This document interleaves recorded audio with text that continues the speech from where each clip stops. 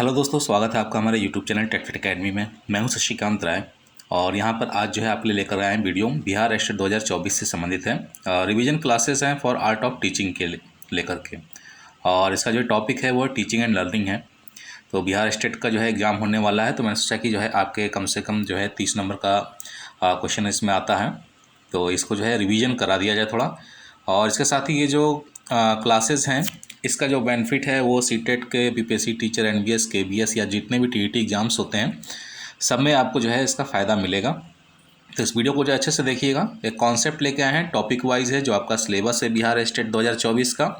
ठीक है, बिहार स्टेट 2024 का जो आपका सिलेबस है उसी के अकॉर्डिंग यहाँ पर एक एक टॉपिक जो है कवर करेंगे, ज़्यादा टॉपिक नहीं है। ठीक है, अगर आपका रिस्पांस मिला, वीडियो को आपने लाइक किया या कमेंट्स किए, ठीक है, आपका रिस्पांस मिलना चाहिए। रिस्पांस अगर मिलता है तो हम वीडियो को कंटिन्यू करेंगे।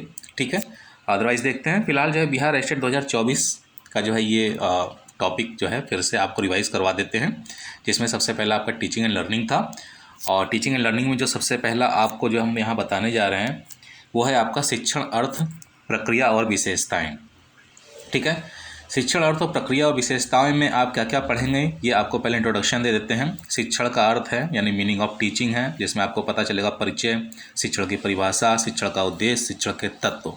और इसके साथ ही जो अगला जो टॉपिक है उसके बारे में, यानी कि आपका जो अभी इंट्रोडक्शन करा दे रहे हैं कि क्या क्या आप जानने वाले हो इस वीडियो में। ठीक है, तो इसके बाद पता चलेगा आपको शिक्षण की प्रक्रिया, जिसमें प्रोसेस ऑफ टीचिंग आपको पता चलेगी, प्रारंभिक योजना पता चलेगी, पाठ्य योजना पता चलेगी, टीचिंग मेथड्स पता चलेंगे, टीचिंग एड्स पता चलेंगे, इवोल्यूशन इन टीचिंग यानी शिक्षण का मूल्यांकन पता चलेगा।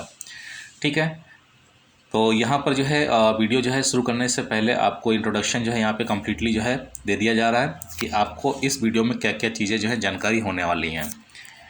और इसके साथ ही जो इसके नेक्स्ट हैं उसमें आप जो है शिक्षण की विशेषताएँ, ठीक है, शिक्षक और विद्यार्थी के बीच का संबंध है, समाज संप्रेषण है, विविधता अनुकूलशीलता है, शिक्षण के नैतिक पहलू हैं, प्रेरणा और प्रोत्साहन, ये सारी चीज़ें आपको जो है जानने के लिए मिलेंगी। तो आइए स्टार्ट करते हैं शिक्षण का अर्थ से। शिक्षण का अर्थ से जो है स्टार्ट करेंगे। ठीक है, और इसमें जो है हम लोग जानेंगे शिक्षण की परिभाषा। यहाँ पे एक बहुत ही कॉमन चीज़ आपके सामने लिखी हुई है। ठीक है, शिक्षण एक क्या है, सामाजिक और द्विध्रुवी प्रक्रिया है, इसमें शिक्षक और छात्र दोनों शामिल होते हैं। तो यहाँ पे जो ये आर्ट ऑफ टीचिंग है, इसमें जो है आपका जो है दो प्रक्रिया बताई गई है। ठीक है, शिक्षण द्विध्रुवी प्रक्रिया है और कहीं कहीं जो है त्रिकोणीय प्रक्रिया बताई जाती है। तो यहाँ पर जो द्विध्रुवी प्रक्रिया होती है इसमें आपका शिक्षक और छात्र दोनों शामिल होते हैं, जबकि जो त्रिकोणीय प्रक्रिया होती है उसमें जो है एक पाठ्यक्रम भी जो है शामिल हो जाता है। तो फिलहाल यहाँ का जो शिक्षण का जो अर्थ है वो समझ लेते हैं कि शिक्षण का अर्थ क्या है, शिक्षण का अर्थ और शिक्षण की परिभाषा क्या है। ठीक है, तो शिक्षा जो है मानव जीवन का एक महत्वपूर्ण हिस्सा है। यह न केवल ज्ञान के हस्तांतरण का माध्यम है, बल्कि यह व्यक्तित्व विकास, नैतिकता और सामाजिकता का भी जो है आपका क्या करता है, इसमें वृद्धि करता है। आप एक तरीके से ये भी कह सकते हैं कि शिक्षण जो है एक योजनाबद्ध प्रक्रिया है जो शिक्षक और विद्यार्थी के बीच होती है। इसका उद्देश्य विद्यार्थियों को ज्ञान, कौशल और मूल्यों की प्राप्ति में सहायता करना है।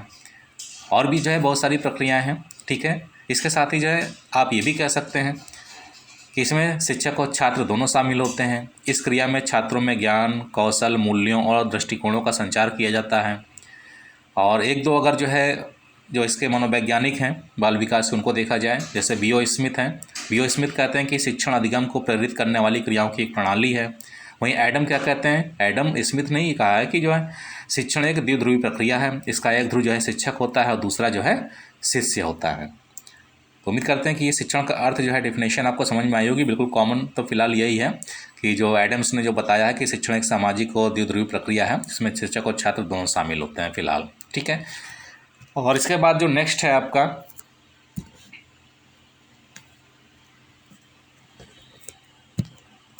नेक्स्ट आता है आपका शिक्षण का उद्देश्य।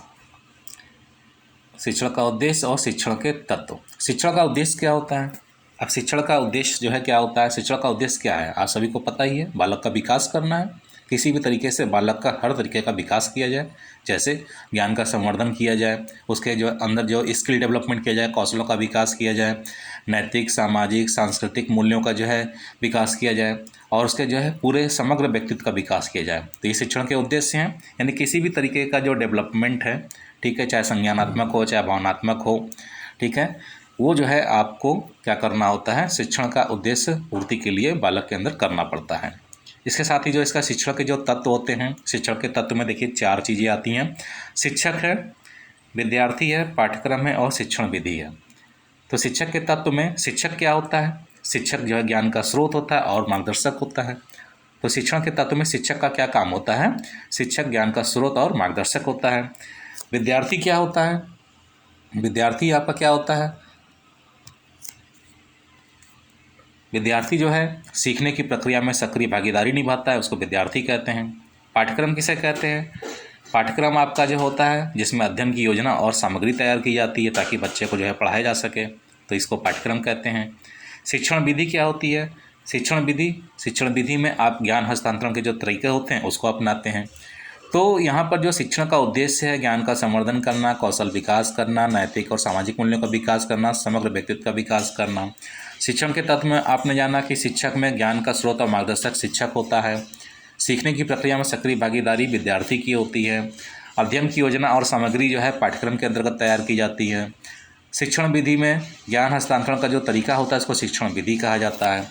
तो ये जो है पूरा शिक्षण का उद्देश्य और शिक्षण के तत्व का जो है आपका कॉन्सेप्ट था। इसके बाद नेक्स्ट देखते हैं, नेक्स्ट क्या है, नेक्स्ट आता है आपकी शिक्षण की प्रक्रिया। शिक्षण की प्रक्रियाएं आती हैं, शिक्षण की विधियां आती हैं। अब शिक्षण की जो प्रक्रियाएं होती हैं तो शिक्षण की प्रक्रिया में आपके पास क्या क्या चीज़ें शामिल हैं। शिक्षण की प्रक्रिया में आपका आता है सबसे पहले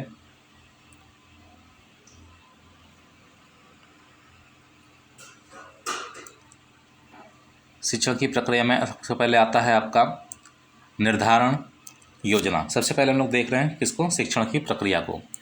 तो शिक्षण की प्रक्रिया में जो है कई सारी चीज़ें वैसे शामिल होती हैं, लेकिन फ़िलहाल यहाँ पर जो शिक्षण की प्रक्रिया है उसमें जो चीज़ें बताई गई हैं कि शिक्षक की प्रक्रिया को अगर आपको समझना है तो इसको जो है 4 चरणों में आप बांट सकते हैं। यानी कि एक शिक्षण प्रक्रिया कंप्लीट करते समय कौन कौन से स्टेप ले जाते हैं। तो सबसे पहले जो स्टेप ले जाता है वो होता है आपका निर्धारण। तो क्या होता है, सबसे पहला स्टेप होता है आपका निर्धारण।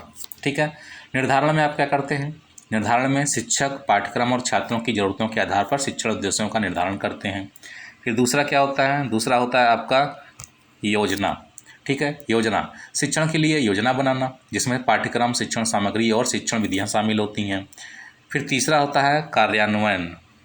तीसरा क्या होता है, कार्यान्वयन। इसमें जो है योजना के अनुसार कक्षा में शिक्षण गतिविधियों को लागू करना। और लास्ट वाला जो आपका होता है वो होता है मूल्यांकन। ठीक है, मूल्यांकन में छात्रों की प्रगति और अधिगम के स्तर का मूल्यांकन करना। तो शिक्षण की प्रक्रिया में 4 तत्व शामिल होते हैं, निर्धारण, योजना, कार्यान्वयन और मूल्यांकन। ठीक है, इसके बाद आ जाते हैं, देख लेते हैं शिक्षण की जो विधियां हैं, शिक्षण की विधियां क्या होती हैं। ठीक है, शिक्षण की विधियां जो हैं आपकी कई तरीके की हो सकती हैं। ठीक है, कौन कौन सी हैं, आपकी सबसे पहली जो विधि आती है वो आती है व्याख्यान पद्धति, जिसको आप लेक्चर मेथड कहते हैं। दूसरी आती है संवाद पद्धति, जिसको आप जो है डिस्कशन मेथड कहते हैं। तीसरी आती है आपकी एक्सपेरिमेंटल मेथड, जिसको आप प्रयोगात्मक विधि कहते हैं। चौथी आती है आपकी परियोजना पद्धति, जिसको आप प्रोजेक्ट मेथड कहते हैं। अब ये होता क्या है, तो शिक्षण की कई विधियाँ होती हैं जिससे आप जो है क्या कर सकते हैं, शिक्षक की प्राथमिकताओं और शिक्षण लक्ष्यों पर निर्भर करती हैं कि आप कौन सी जो है विधियाँ अपना रहे हैं। तो व्याख्यान विधि में क्या होता है, यह विधि तब उपयोगी होती है जब किसी विषय को समझना या जानकारी ढूंढना होता है। प्रदर्शन विधि में क्या होता है, इसमें शिक्षक किसी कौशल या प्रक्रिया को दिखाते हैं और छात्रों को अभ्यास करने के लिए प्रेरित करते हैं। चर्चा विधि क्या होती है, इसमें शिक्षक और छात्र दोनों विषय पर चर्चा करते हैं जिससे समझ और विश्लेषण को बढ़ावा मिलता है। इसके साथ ही अगला जो मल्टीमीडिया विधि है, ठीक है, जिसको आप प्रोजेक्ट मेथड भी कहते हैं। इसमें वीडियो, ऑडियो और अन्य डिजिटल उपकरणों का उपयोग करके शिक्षण किया जाता है जो जटिल अवधारणाओं को सरल बनाने में मदद करता है। तो व्याख्यान विधि कब उपयोगी होती है, जब किसी विषय को समझाना या जानकारी देना हो। प्रदर्शन विधि कब उपयोगी होती है, जब छात्रों को अभ्यास करने के लिए प्रेरित करना हो। चर्चा विधि कब उपयोगी होती है, जिससे समझ और विश्लेषण को बढ़ावा देना हो। और मल्टीमीडिया जो जटिल अवधारणाओं को आसानी से सरल बनाने में मदद करता है, उसको मल्टीमीडिया विधि कहते हैं। ठीक है, नेक्स्ट देखते हैं, नेक्स्ट क्या है, नेक्स्ट है आपके शिक्षण के सहायक सामग्री। ये भी काफ़ी इंपॉर्टेंट होता है, क्या क्या चीज़ें होती हैं, इसको टीचिंग एड्स भी बोलते हैं, टीचिंग एड्स बोलते हैं। शिक्षण सहायक सामग्री में कौन कौन चीज़ शामिल होती हैं, दृश्य सामग्री यानी विजुअल एड्स, जिसमें जैसे चार्ट या ग्राफ होता है। श्रव्य सामग्री ऑडियो एड्स जैसे रिकॉर्डिंग और पॉडकास्ट शामिल होता है। श्रव्य दृश्य सामग्री जैसे वीडियो या प्रेजेंटेशन, तो इन सब के माध्यम से आप क्या कर सकते हैं, शिक्षण सहायक सामग्री का प्रयोग करके बच्चे को शिक्षा दे सकते हैं। ठीक है, नेक्स्ट देखते हैं। नेक्स्ट है शिक्षण का मूल्यांकन। शिक्षण का मूल्यांकन, शिक्षण की प्रक्रिया। ठीक है, शिक्षण का मूल्यांकन क्या होता है, शिक्षण का मूल्यांकन क्या होता है, इवैल्यूएशन इन टीचिंग, यानी कि मूल्यांकन प्रक्रिया का एक हिस्सा होता है जो निर्धारित करता है कि शिक्षण के उद्देश्यों की पूर्ति हुई है कि नहीं है। ठीक है, तो मूल्यांकन क्या करता है, मूल्यांकन प्रक्रिया का एक ऐसा हिस्सा है, किस प्रक्रिया का, शिक्षण प्रक्रिया का, जो निर्धारित करता है कि शिक्षण के उद्देश्यों की पूर्ति हुई है कि नहीं हुई है। अभी मूल्यांकन करने के लिए आपको पता होना चाहिए शिक्षण की प्रक्रिया कंप्लीट हुई है कि नहीं हुई है। तो शिक्षण प्रक्रिया में क्या क्या किया जाता है, निर्धारण किया जाता है, योजना बनाई जाती है, कार्यान्वयन किया जाता है, मूल्यांकन किया जाता है, ये पहले भी बता चुके हैं। ठीक है, तो निर्धारण में क्या करते हैं, वही शिक्षक पाठ्यक्रम और छात्रों की जरूरतों के आधार पर शिक्षण उद्देश्यों का निर्धारण करता है। योजना में क्या करता है, शिक्षण की योजना बनाता है जिसमें पाठ्यक्रम, शिक्षण सामग्री और शिक्षण विधियाँ शामिल होती हैं। कार्यान्वयन क्या होता है, योजना के अनुसार कक्षा में शिक्षण गतिविधियों को लागू करना होता है। और मूल्यांकन क्या होता है, मूल्यांकन फिर वही छात्रों की प्रगति और अधिगम के स्तर का मूल्यांकन करना। ठीक है, इसके बाद आता है आपका शिक्षण की विशेषताएं। अब शिक्षण की विशेषताओं में क्या क्या चीज़ शामिल होती है, शिक्षण की विशेषताएं, एक अच्छे शिक्षण की क्या विशेषता होनी चाहिए। जो सबसे पहली विशेषता होती है वो होती है शिक्षक और विद्यार्थी के बीच का जो संबंध है, अगर वो सही है तो शिक्षण प्रक्रिया कंप्लीट हो रही है, अगर नहीं सही है तो शिक्षण प्रक्रिया कंप्लीट नहीं हो रही है। तो शिक्षक और विद्यार्थी के जो बीच का संबंध होता है शिक्षण का एक महत्वपूर्ण पहलू है। शिक्षक और विद्यार्थी के बीच का संबंध, यह संबंध शिक्षण प्रक्रिया को अधिक प्रभावी बनाता है। दूसरी चीज़ क्या होनी चाहिए, संवाद और संप्रेषण होना चाहिए। संप्रेषण शिक्षण प्रक्रिया का एक महत्वपूर्ण हिस्सा होता है जिसमें एक प्रभावी शिक्षक उसे ही कहा जाता है या उसे ही माना जाता है जो स्पष्ट और संप्रेषणीय भाषा में विद्यार्थियों को समझ सके, या आप कह सकते हैं टीचर और शिक्षक के बीच में संवाद होना चाहिए, संप्रेषण होना चाहिए। ठीक है, यानी कि लचीलापन होना चाहिए। इसके बाद होता है विविधता और अनुकूलनशीलता। विविधता और अनुकूलनशीलता में क्या होता है, शिक्षण में वैरायटी होनी चाहिए। अनुकूलनशीलता का मतलब फ्लेक्सिबिलिटी होनी चाहिए। अनुकूल, हर विद्यार्थी की सीखने की गति और शैली जो है अलग अलग होती है, तो आपकी जो शिक्षण प्रक्रिया है वो इस तरीके से होनी चाहिए कि हर स्टूडेंट अडॉप्ट कर ले। ठीक है, सरल विधि, रोचक होनी चाहिए, जिज्ञासु होनी चाहिए, ये सब चीज़ें उसमें शामिल होनी चाहिए। दूसरी से शिक्षण के जो है नैतिक कुछ पहलू होते हैं, तो शिक्षक को नैतिकता का पालन करना चाहिए और निष्पक्ष और समान रूप से सभी विद्यार्थियों को साथ समान व्यवहार करना चाहिए। ये शिक्षण का नैतिक पहलू है, तभी शिक्षण प्रक्रिया संपन्न हो पाएगी सही तरीके से। अगर आप वहाँ पे भेदभाव कर लेंगे किसी को समझाने में, या किसी स्टूडेंट के साथ जातिगत भेदभाव, धर्म के आधार पर भेदभाव, लिंग के आधार पर भेदभाव करेंगे, तो वहाँ पर जो है शिक्षण के नैतिक पहलू का पालन नहीं होगा और शिक्षण प्रक्रिया सही तरीके से कंप्लीट नहीं हो पाएगी। तो शिक्षण के नैतिक पहलू जो है क्लियर होने चाहिए। प्रेरणा और प्रोत्साहन होना चाहिए। शिक्षण का जो एक महत्वपूर्ण पहलू है विद्यार्थियों को प्रेरित और प्रोत्साहित करना, यह इनकी अधिगम की गति को क्या करता है, बढ़ाता है। तो मोटिवेशन जरूर होना चाहिए। ठीक है, मोटिवेशन आप कई तरीके से दे सकते हैं। मोटिवेशन जो है आप उनको क्वेश्चन आंसर पूछ करके, शाबाशी दे करके, तालियां बजवा करके क्लास में, ठीक है, कई तरीके का मोटिवेशन आप दे सकते हैं।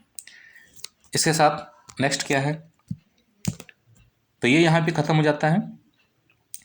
और इसका जो एक अभी शिक्षण जो टीचिंग एंड लर्निंग है, तो ये टीचिंग पार्ट था इसका। अभी लर्निंग जो अधिगम है वो नेक्स्ट वीडियो में आपको ला करके देंगे, तो आप चैनल को सब्सक्राइब कर लीजिएगा। इसका जो नेक्स्ट वीडियो जो है आएगा, कमेंट में जरूर करिएगा। अगर आपको नेक्स्ट वीडियो चाहिए लर्निंग के बारे में, अधिगम के बारे में, रिवीजन क्लास चाहिए, तो आप जो है कमेंट जरूर करिएगा।